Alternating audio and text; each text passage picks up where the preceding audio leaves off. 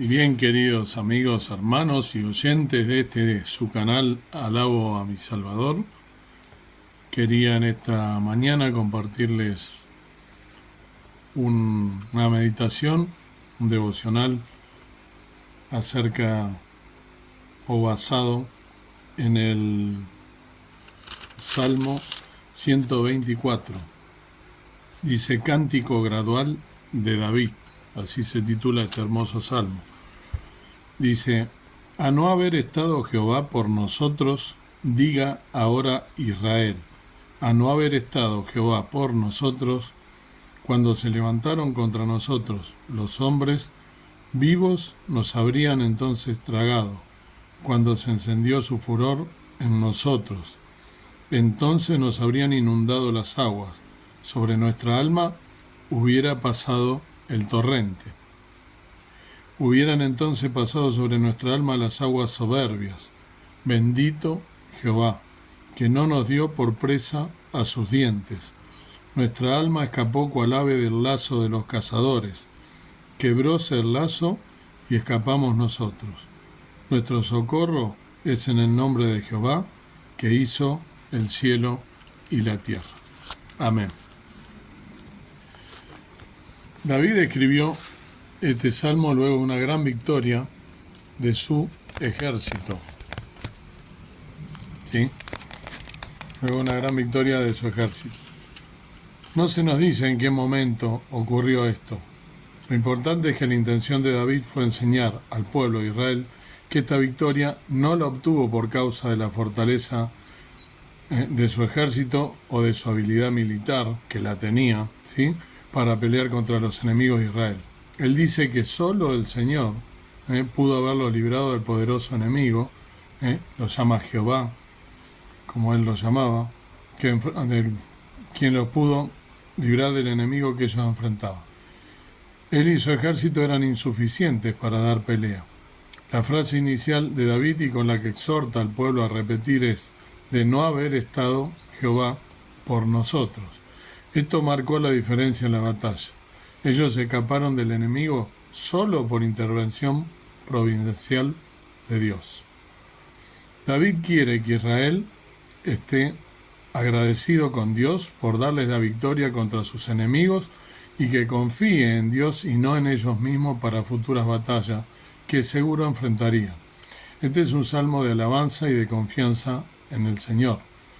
Juan Calvino, ¿sí?, comenta de este salmo: luego de que la iglesia fue providencialmente liberada de un peligro extremo, David exhorta a los verdaderos creyentes a elevar acciones de gracias y les enseña con este ejemplo memorable que su seguridad depende únicamente de la gracia y el poder de Dios. Este salmo es una maravillosa declaración de alabanza por el cuidado protector del Señor por Israel cuando se enfrentaron a una grave calamidad nacional. Cualquier parecido con la realidad, pura coincidencia. Esto lo agrego yo, ¿no? También lo es para nosotros. Esta es una declaración de la maravillosa perseverancia de Dios en sus santos en medio de los tiempos difíciles que hemos vivido, ¿no?, el año que acaba de finalizar hace 5 días atrás. Este salmo fue cantado por los peregrinos mientras ascendían a Jerusalén a celebrar fiesta al Señor. Podemos imaginar cómo los peregrinos, mientras caminaban, compartían sus historias personales de liberación y así se animaban mutuamente a perseverar en la fe en medio de las pruebas. Este salmo les recordó que sin la ayuda del Señor habrían sido derrotados y destruidos por fuerzas mucho más grandes que ellos. Podemos dividirlo en 3 partes: una introducción, la realidad de la amenaza que enfrentamos, una alabanza a Dios por su liberación y una declaración de confianza en Dios basada en su carácter. La primera, la realidad de la amenaza que enfrentamos. Israel pudo haber exaltado a David y su ejército por la victoria que lograron, y de hecho pudieron haber minimizado el peligro y la amenaza real que tenían delante de ellos. No sabemos cuándo ocurrió esto. Todo lo que podemos hacer es especular, porque el texto no lo dice. Es probable que haya sido cuando David fue coronado rey en Hebrón, luego de que los filisteos habían vencido al ejército de Saúl. Esto está en 2 Samuel 5. Los filisteos se enteran allí que David es el nuevo rey, reúnen un gran ejército para vencerlos de una vez por todas, ¿no? Y es probable que sea este el contexto, por las palabras del cronista, ¿no? En 2 Samuel, que dice que David iba adelantando y engrandeciendo y Jehová Dios de los ejércitos estaba con él. Los filisteos estuvieron a punto de tragarse vivo a Israel en el valle de Refaín. Esto en 2 Samuel, lo pueden buscar después ustedes para no hacerlo tan largo.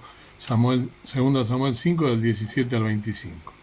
David usa aquí 4 imágenes para señalar la amenaza que enfrentaron en este Salmo 124 que acabo de leer.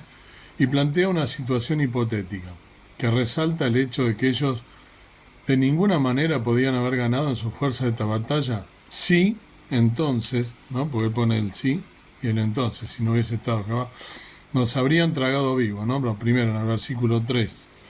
Entonces, como un animal grande que traga su presa. El ejército filisteo era mucho más fuerte y diestro en combate, experto en armas. Los judíos no contaban con tanto armamento y no eran militarmente tan diestros. Recordemos cómo estuvieron amedrentados con Goliat, ¿no? Hasta que apareció David, ese muchachito, como dice el corito tan conocido en nuestras congregaciones. Nos habrían inundado las aguas como un torrente, dice en el versículo 4 que leí, ¿no? Las inundaciones son usadas en muchas partes del Antiguo Testamento para señalar una situación angustiante y repentina que asalta la vida. Las montañas secas y rocosas del centro de Palestina se caracterizan por tener muchas grietas y acantilados que están conectados entre sí, de manera que cualquier lluvia que cae sobre el suelo se escurre rápidamente y se acumula en ríos secos o llamados wadis que inundan los valles y el agua puede elevarse a alturas muy peligrosas en minutos. Jesús pensó seguramente en esto en el Sermón de la Montaña, ¿no? En el Sermón del Monte, en San Mateo 7:27. Sin duda, si el Señor no hubiera estado de nuestro lado, ofrecernos una base sólida sobre la cual construir nuestra vida, las tormentas de esta vida nos hubieran arrasado y hubiéramos perecido por completo, como creyentes, ¿no? ¿Estás construyendo sobre Jesús, que es el mismo la roca? ¿Sobrevivirás cuando lleguen los problemas? La única razón por la que hemos sobrevivido es que el Señor ha puesto nuestros pies sobre una roca firme. Hubiéramos sido presa fácil, dice en el versículo 6. El enemigo nos hubiera triturado. Fue exactamente lo que le sucedió literalmente a Daniel en el foso de los leones, en Daniel 6:20. Daniel podría haber respondido: si el Señor no hubiera estado de mi lado, yo habría sido hecho pedazos por sus dientes. David se sintió igual mientras enfrentaba a los filisteos.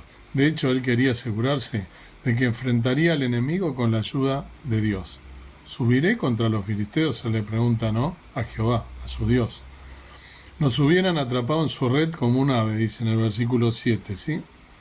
Hermanos, estos enemigos representan problemas físicos reales y extremos que enfrentamos a diario, como el que enfrentamos, ¿no?, el año que pasó, 2024.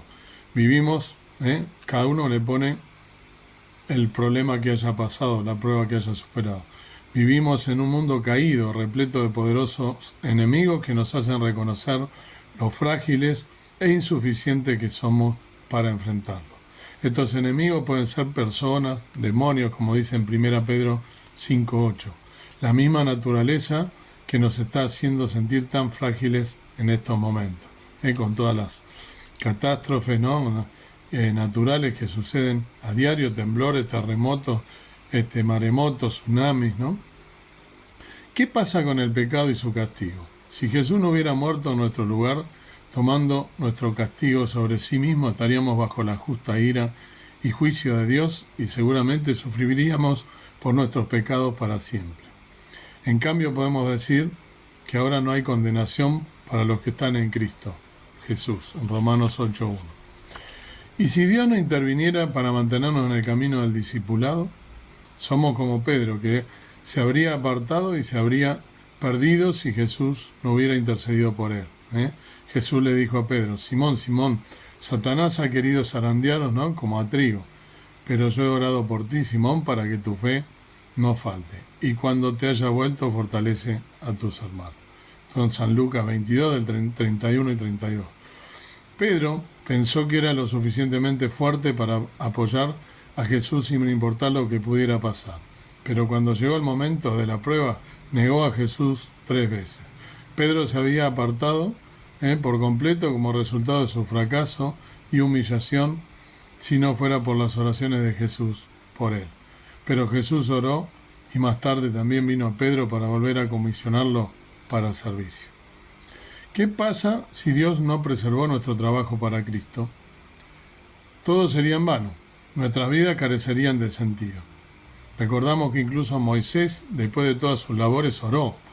Establece la obra de nuestras manos por nosotros y confirma la obra de nuestras manos. En Salmo 90, 17 vamos a leer eso.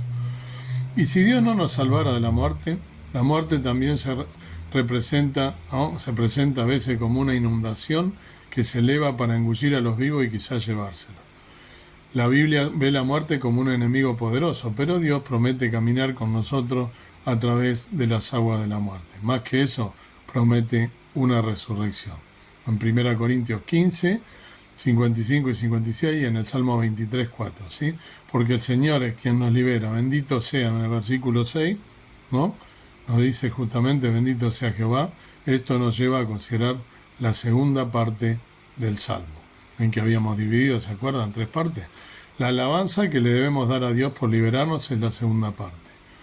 ¿Cuán poco agradecemos a Dios? Esto es porque no consideramos cuánto le necesitamos y cómo Él está actuando en su providencia para guardarnos y sostenernos. Damos esto por sentado, su fidelidad y cuidado, porque la tenemos todos los días, ¿sí? Alabado sea el Señor que nos saca de la boca del adversario, nos guarda de un diluvio arrollador, nos saca de la trampa que nos tiende el enemigo. ¿Por qué lo hace? Esto nos lleva a nuestra última parte, que hemos dividido el Salmo, la tercera parte, que es la confianza que le debemos a Dios por su carácter. Él, Jehová, quien hizo los cielos y la tierra, Él es soberano sobre todo lo que ha hecho y ejerce su poder y plan para el bien de su pueblo. Esto no significa que no tengamos pruebas y problemas. El Salmo sería muy diferente si ese fuera el caso. Los peligros que enfrentamos son muy reales y a menudo dolorosos, pero Dios los cambia para lograr su propósito de redención y santificación en nosotros. El Señor está de nuestro lado. Estar de nuestro lado no significa que nos evitará problemas, más bien significa que Él nos ayudará a superarlos. David tuvo que enfrentar a sus enemigos, pero fue Dios que le dio la victoria. Dios no evitará el conflicto, pero no permitirá que seamos destruidos. Incluso cuando nos amenaza la muerte, debemos recordar que en Cristo ella ha perdido su aguijón. Cuando dice Pablo, ¿no? ¿Dónde está muerte tu aguijón? De manera que la muerte no podrá vencernos, más bien ella nos llevará a la victoria final, nos guiará a los pies de nuestro Señor en gloria. Hermano, Jehová es nuestra ayuda y siempre está de nuestro lado, incluso cuando parece que el mundo está sumido en el caos y la confusión.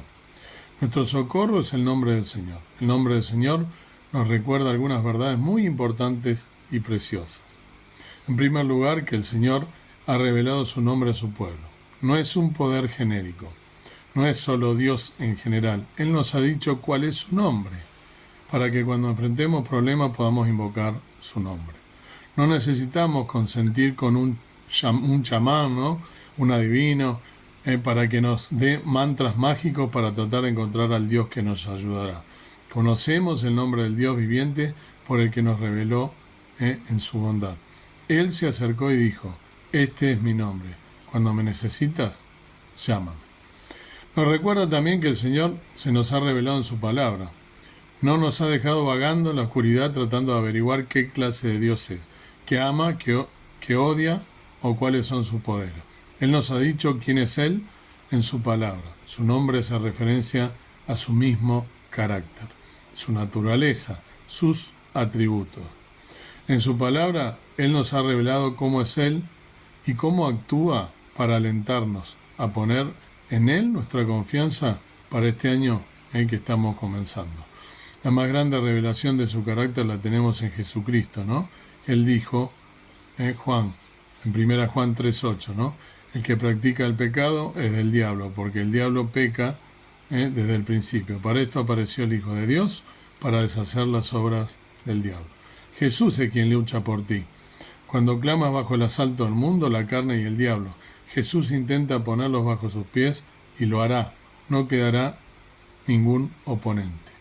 Amados, David en este salmo quiere que mires al futuro confiado, no importa si sientes que tus enemigos te están devorando o las aguas te están llegando al cuello o que te sientas atrapado en una red, ¿no? Mira a Cristo, mira el rostro de tu Salvador. Sus ropas están manchadas de sangre a causa de la batalla que Él, siendo Dios con nosotros, ha librado a favor nuestro, venciendo a todos sus enemigos y los tuyos. Cristo es el vencedor. David nos dice estas cosas porque la vida cristiana es una lucha, es una guerra constante y la batalla pertenece al Señor.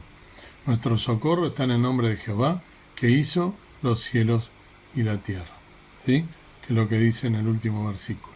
Este último versículo fue amado por la iglesia perseguida en tiempos de Calvino. Era el versículo con el que iniciaban los servicios de adoración en la iglesia reformada de Francia.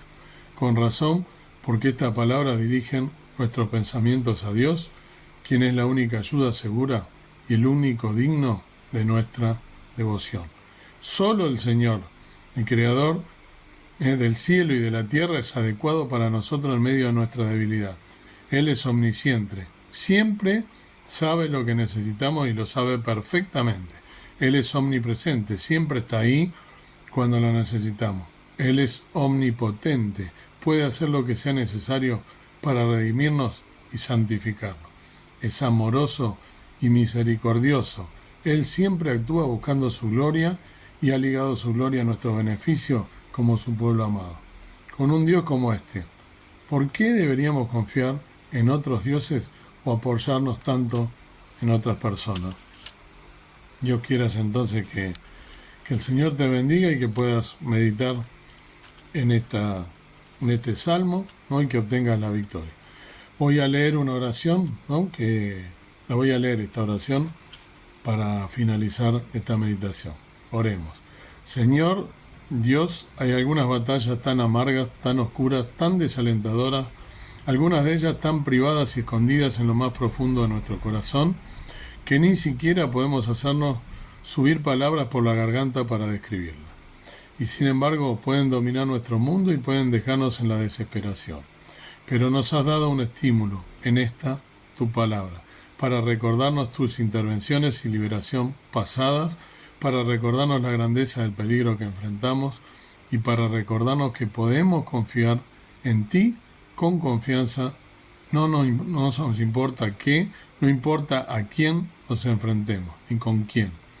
Dale a tu pueblo creyente fe para creer en eso en las luchas hoy, mañana y hasta que suene la victoria final y toda guerra llegue a su fin. Hasta entonces, oh Dios, recuérdanos no solo al Salvador que vino a morir por nosotros cargando nuestros pecados en el madero, en su propio cuerpo, sino al Salvador que vino a destruir las obras del diablo. Y lo hará. Oramos esto en el nombre de Jesús. Amén. Que el Señor entonces te bendiga y que puedas tener la seguridad de que estando el Señor a tu lado, nada te va a faltar. Que puedas entregar tu vida en las manos del Salvador, de aquel que nos ha librado, que ha librado a su pueblo Israel, como hemos leído, y que estamos y debemos nosotros también clamar y adorarle y también agradecer todas las victorias que Él nos da, que nos dio el año pasado y que nos dará seguramente día a día este año. Que las tendremos, pero que las vamos a superar en Cristo y por Cristo. Amén.